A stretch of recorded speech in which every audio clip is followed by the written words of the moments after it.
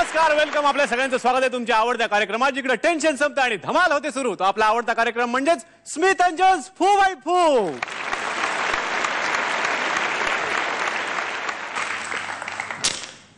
आई गो, परत काहीतरी मोडलं वाटतं. आई गो, असं झालंय बघा माझं सगळं. रन्स कमी आणि हाडच जास्त मोडायला लागलीत माझी. सगळी गंभीर अवस्था झाली हो. पण मी आता ठरवलंय फू बाय फू मध्ये जायचं आणि खूप खूप हसायचं, कारण इकडे सुद्धा रंगणार आहेत कॉमेडीच्या 2020 मॅचेस, जिकडे येणार आहेत 9 धमाल टीम्स आणि आपल्याला खूप खूप हसवणार आहेत. चला तर सुरुवात करूयात या आजच्या धमाल सामन्याला. आणि त्याआधी स्वागत करूयात आपल्या पंचांचं म्हणजेच परीक्षकांचं. स्वप्नील जोशी सर आणि निर्मितीताई सावंत.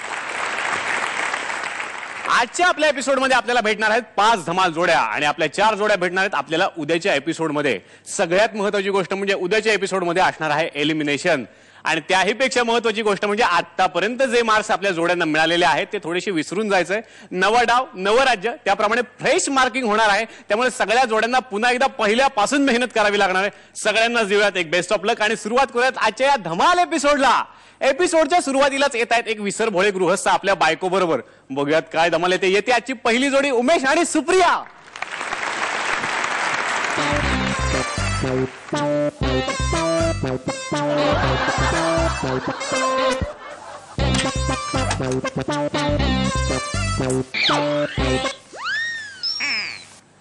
काय तुम्ही रोज कॉलेज मधून लेट काय येता? ती आमची सरप्राईज आहे. कसलं डोंबल्याचं सरप्राईज? मी गेले 6 महिने माझ्या मित्राबरोबर स्मरण शक्तीचे कोर्स करतोय. हा, फार फार फरक पडलाय माझ्यात. 60,000 रुपये गेलेत, पण रिझल्ट जबरदस्त आहे. 60,000 रुपये? हा. काय नाव काय सरांचं? ते हे झाड झाड म्हणजे ती वासवाली फुलं असतात ना, त्या झाडाला नाही का काटे असतात. अहो, ते आपले पहिले पंतप्रधान होते ना, त्यांच्या कोटावर नाही का ते असं फुललेलं असायचं ते. हा, गुलाब. हा, अच्छा अच्छा अच्छा, म्हणजे सरांचं नाव गुलाब? नाही नाही, माझ्या मित्राचं नाव गुलाब आहे. सरांचं नाव त्याला फोन करून विचारायला हवं. मित्राचं नाव बरं लक्षात राहिलं. सर तेच तर 6 महिने पाठ करून घेत होते ना माझ्याकडून. म्हणजे सर 6 महिने 60,000 रुपयात गुलाब एवढंच पाठ करून घेत होते? तुम्ही विसरभोळे आहात हे लहानपणापासून माहित होतं ना? हो. मग लग्न का केलं? माझं लग्न झालंय बरोबर. असं काय करता माझ्याशी? तुझ्याशी? तरीच म्हटलं तू रोज इथे कशी असतेस? तूच आहेस का ती? हो, असं काय करता? इथेच राहणार ना? कुठे जाणार? हरकत नाही माझी. बरं, माहेरी कोण कोण असतं? त्या तिथे ती निळी डायरी ठेवली ना, त्यामध्ये सगळी माहिती लिहिली. आठवड्याला रोज वाचताना ती वाचा. पण लग्नाच्या आधी काय सांगितलं? काय विषय काय चाललाय? काय विषय चाललाय? कपाळ दुखतंय तुमचं? आठवलं. लग्न आधी सांगायचं राहून गेलं की मी विसरभोळा येते. काय झालं, सगळी गडबड होती ना, विसरलो मी. विसरलो हे बरं आठवलं. आठवलं कसलं? मी आपला अंदाज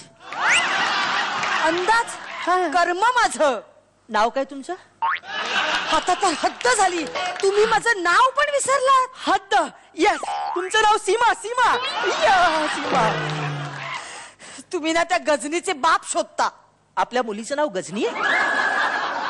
अहो, गजनी हे मुलाचं नाव आहे, मुलीचं नाही. पण आपल्याला मुलगा कुठे आहे?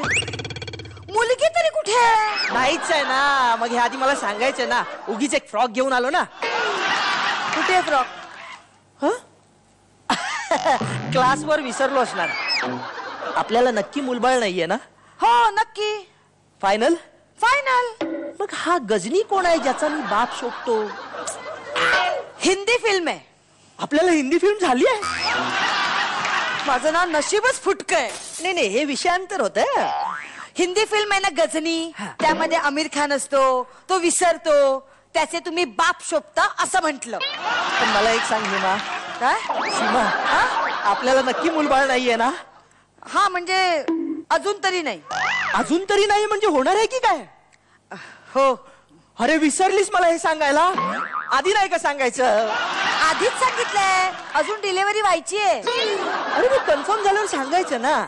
काय उपयोग सांगून सांगा ना. 5 मिनिटात विसरता तुम्ही, म्हणून म्हंटल झाल्यावरच डायरेक्ट दाखवू. म्हणजे आपल्याला नक्की मुलबाळ नाहीये. तुम्ही हे 10 वेळा का विचारताय मला? सेल्समन रोज क्लासवर येतो लहान मुलांची खेळणी घेऊन. ती मला खेळणं हवंय का, खेळणं हवंय का. काल मी तर त्याला थापच मारली. मी त्याला सांगितलं मला मूलबाळच नाहीये. आता बसला असेल बोंबलत. तुम्ही त्याला थाप मारलीये हा. हे तुमच्या लक्षात ठेवा म्हणजे झालं. राहील ना लक्षात. माझ्या कसं लक्षात राहील अगं, मी विसरबोळा आहे ना. विसरलीस तू? बाय द वे हा.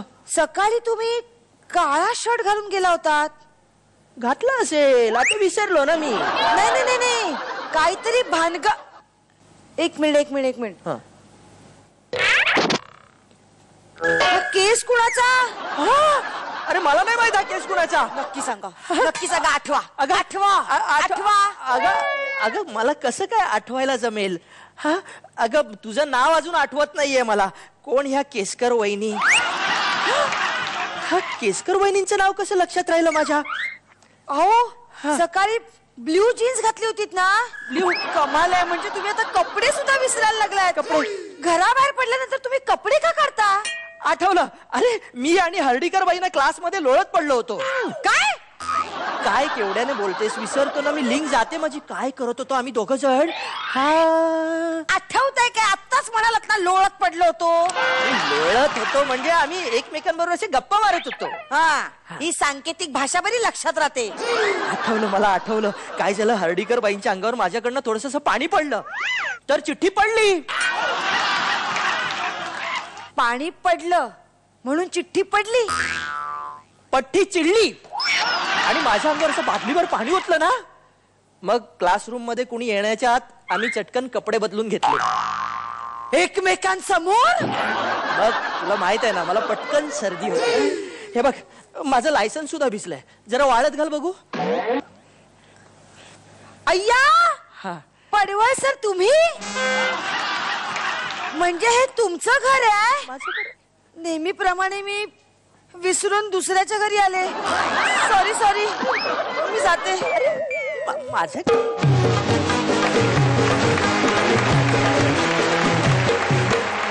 क्या बात है विसर होळे.